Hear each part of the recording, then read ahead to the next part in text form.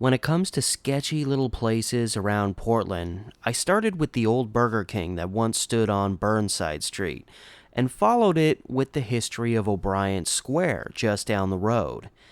After that, what would be the next logical place to go? How about a public restroom?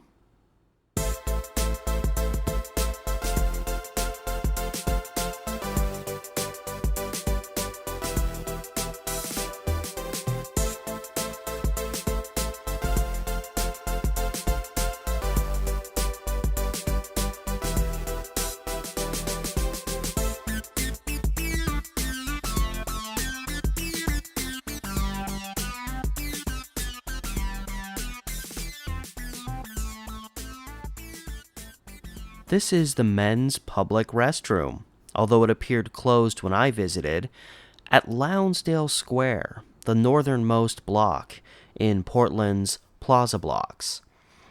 It is surrounded by 3rd Avenue, Main Street, 4th Avenue, and Salmon Street. And there's plenty of sketchy history from this area, especially the further back you go.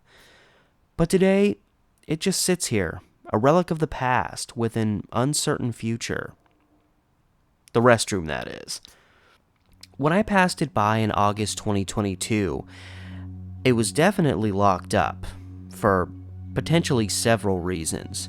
One is constant vandalism. Another is the fact that while it's surrounded on the east and west by courthouses, it's been a frequent place for protests, including the George Floyd protests back in 2020. As one might expect, reviews of the square are a mixed bag, especially in relation to its men's room. One reviewer in 2020 expressed the park was cute, but that the restroom was disgusting. A 2018 review mentioned used needles all over the restroom floor. Not exactly a shock. And another review mentioned that the sinks didn't even work. But arguably, the most concerning aspect of the restroom in recent years is its uncomfortable lack of doors. According to the city council, the doors that had once been there were removed after years of constant drug activity and vandalism. In essence, meaning everyone can see the crooked crap you're trying to do in there, so stop, please.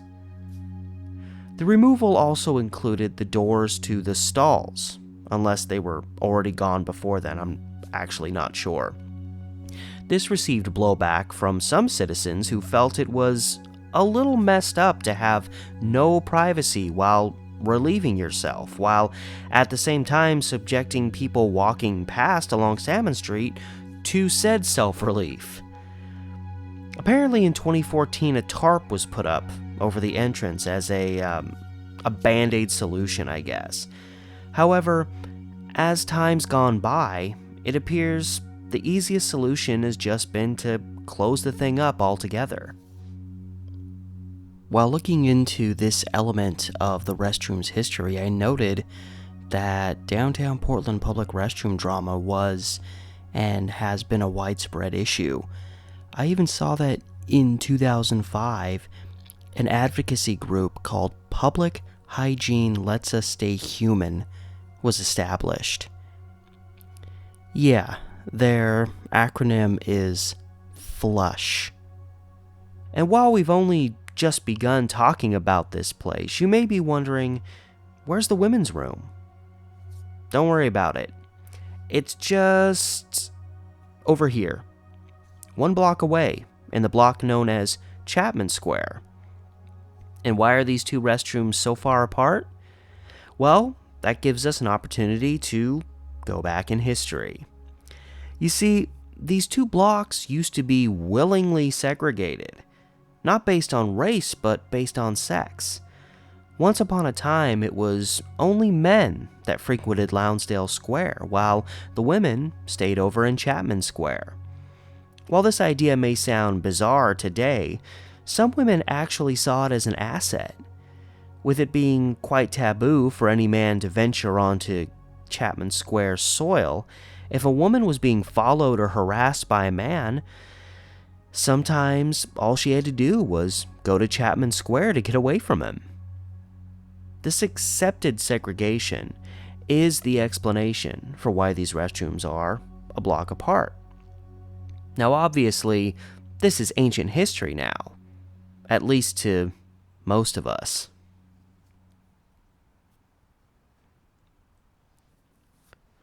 And while this area, in park years, can also be considered ancient, I cannot say for certain exactly when the restroom here was first constructed. Information on it dates back to the first decade of the 20th century, but I've never found a firm date. However, an editorial from 1910 addressed the fact that, even by that point, the restroom had been neglected and fallen into disrepair. At the time, it was described as dark and bleak and in need of windows, which it has today. The writer of this editorial stated, "To call such a place sanitary is to abuse the word." So even in its early years, this particular spot had a bad reputation. But aside from its general neglect, if there was anything this particular restroom was known for in its first several decades of existence, it was the secrets that some needed to keep by going there. And by secrets, I mean the concealing of one's sexuality. This first came to prominence in 1912 with the revelations of local prominent attorney and Democratic member Edward McAllister. One day, a young boy was busted for shoplifting at a local store. Upon apprehension, he claimed he only stole because he'd been corrupted by several men. This sparked a massive witch hunt of any possible homosexuals in the city who may have been engaging in, let's just call it, impure behavior.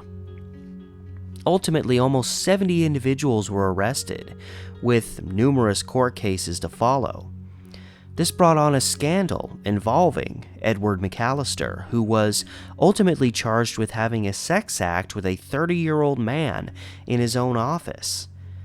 Another man, Horace Tabb, claimed that while using the Lownsdale Square restroom in the fall of 1911, that he was approached and prepositioned by McAllister.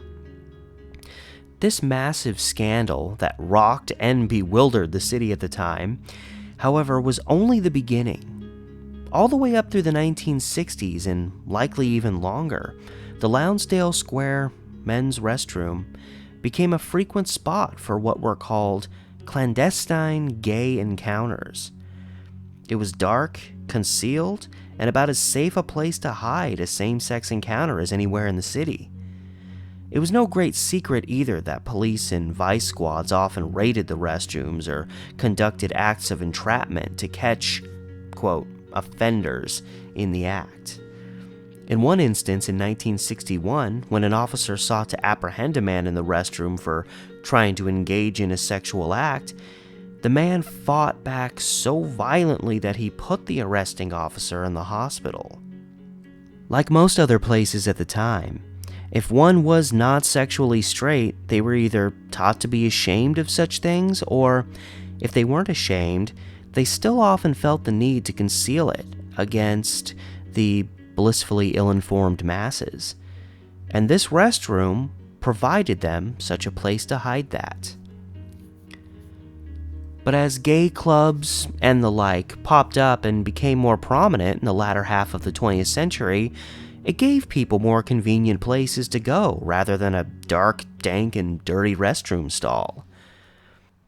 A particularly troubling story related directly to the Lownsdale Square men's room happened on July 12, 1966. On this day, a man entered the restroom to the shock of finding a 6-month-old baby who'd been abandoned there. A note was attached to the infant from the presumed parents saying they couldn't afford to take care of the infant and hoped he'd find a better home. The baby was removed and taken to a foster home, his identity a complete mystery, wherein he was given the name Madison after nearby Madison Street. To either his luck or misfortune, at the end of July his mother returned for him and adopted him back. She stated that she'd recently relocated to Portland from California and was a single mother on her own. It appears she did not get in any trouble for abandoning her infant in a dirty restroom in a rough part of town.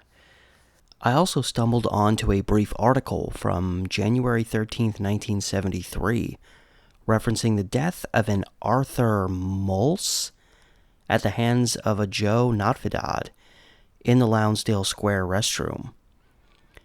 But aside from this brief snippet, I did not find anything further about this story. The motive, the circumstances, nothing. But, as has become commonplace in these videos, for all these rough and tragic stories, there's some funny, or even bizarre ones. This takes us back to December of 1986. It's a relatively simple, straightforward story. A man in love, attempting to charm the love of his life by renting a horse in costume and riding around Lownsdale Square near the restroom awaiting her arrival. The woman in question had agreed to marry him, but a while later, she changed her mind and never showed. The only ones who did arrive were news people and curious onlookers.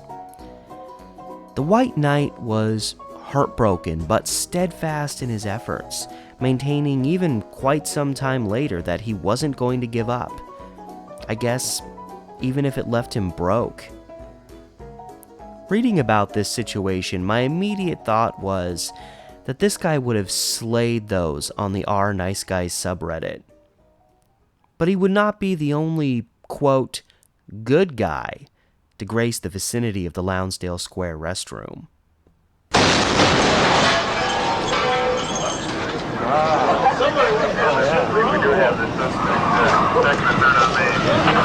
All right, stay back. There's liable to be another one. Police say they knew something was going to happen today because they began getting calls last night. So they placed extra men in the downtown area.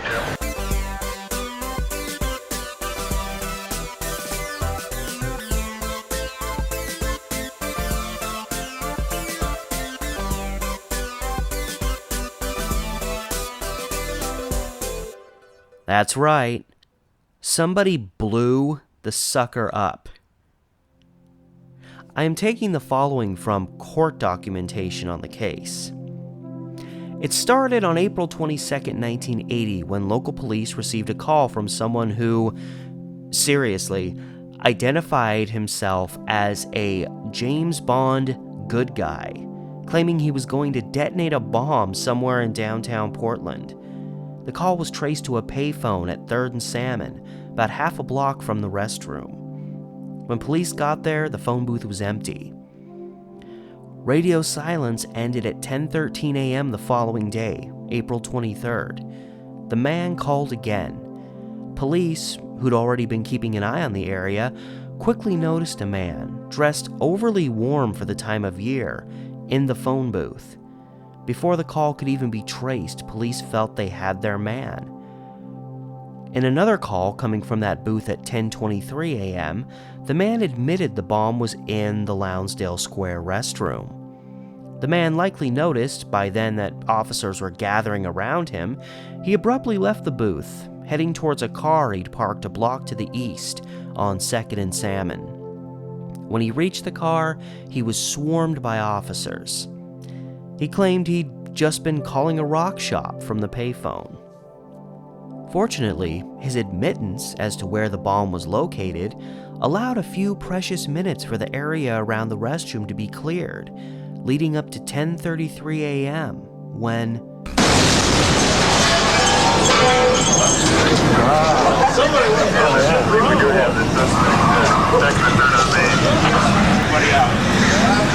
He indicated that he was going to start bombing again because he had received no action on his previous phone calls where he was making demands that property taxes should be lowered and Cadillac Fairview should be stopped. Phone calls to who? To various news stations and various individuals on the police department. And who was this restroom bombing 007 super nice guy? Just an out-of-work former welder named Norman E. Miller.